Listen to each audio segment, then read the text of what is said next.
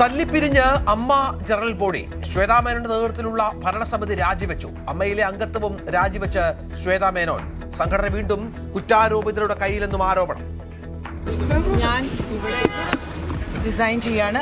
I have come out of AMMA organisation.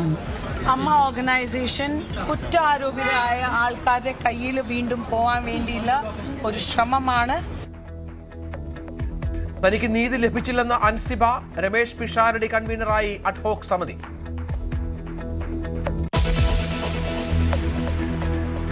പശ്ചിമേഷ്യൻ അന്തിമ കരാർ ചർച്ചകൾ സ്വിറ്റ്സർലൻഡിൽ. ഇറാനും യുഎസും മധ്യസ്ഥരായ പാകിസ്ഥാനും ഖത്തറും.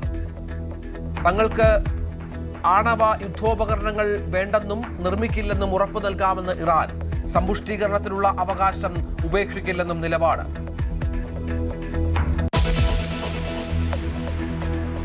നീറ്റ് UG പുനഃപരീക്ഷ അവസാനിച്ചു. പരീക്ഷ നടന്നത് കനത്ത സുരക്ഷയിൽ. വീണ്ടും പരീക്ഷ എഴുതിയത് 22.79 ലക്ഷം വിദ്യാർത്ഥികൾ. കുറച്ചുകൂടെ ടഫ് ആക്കുമെന്നൊരു പേടിയുണ്ട്. കാരണം ആദ്യത്തെ കുറച്ച് ഈസി ആയിരുന്നല്ലോ. അപ്പൊ നല്ല ലെവല് കുറച്ച് കൂട്ടി വരുമോന്നൊരു ടെൻഷൻ. ജന്തർ മന്ദറിൽ സമരം തുടർന്ന് CJP.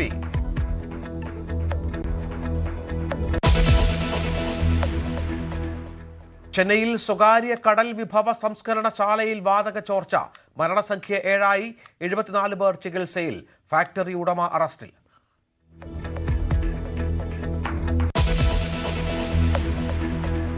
കൊച്ചിൻ ഷിപ്പ്യാർഡിലെത്തിച്ച കപ്പലിൽ പാക് അനുകൂല പരാമർശം. രാജ്യദ്രോഹ കുറ്റത്തിന് കേസെടുത്ത് പോലീസ്. കപ്പൽ ലണ്ടൻ ആസ്ഥാനമായുള്ള കമ്പനിയുടേത്. ചോദ്യമുനയിൽ 150ഓളം തൊഴിലാളികൾ.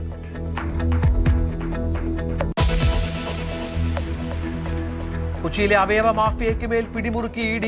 ആശുപത്രികളിലെ പരിശോധനയിൽ കിട്ടിയത് നിയമവിരുദ്ധ ഇടപാടുകളുടെ സുപ്രധാന രേഖകൾ.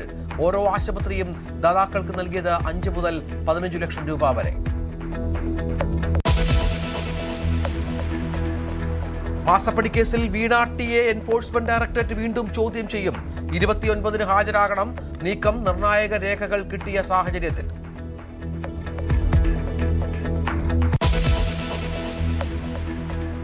അയോധ്യ രാമക്ഷേത്രത്തിലെ സംഭാവന തട്ടിപ്പിൽ ട്രസ്റ്റ് പിരിച്ചുവിടാൻ നീക്കം.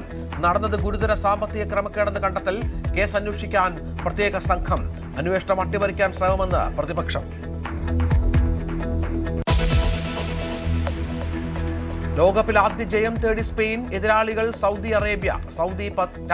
രാത്രി 12:30 ബെൽജിയം ഇറാൻ പോരാട്ടം. ഉറുഗ്വായ് കേപ്പ് വെർഡെ മത്സരം പുലർച്ചെ 3:30.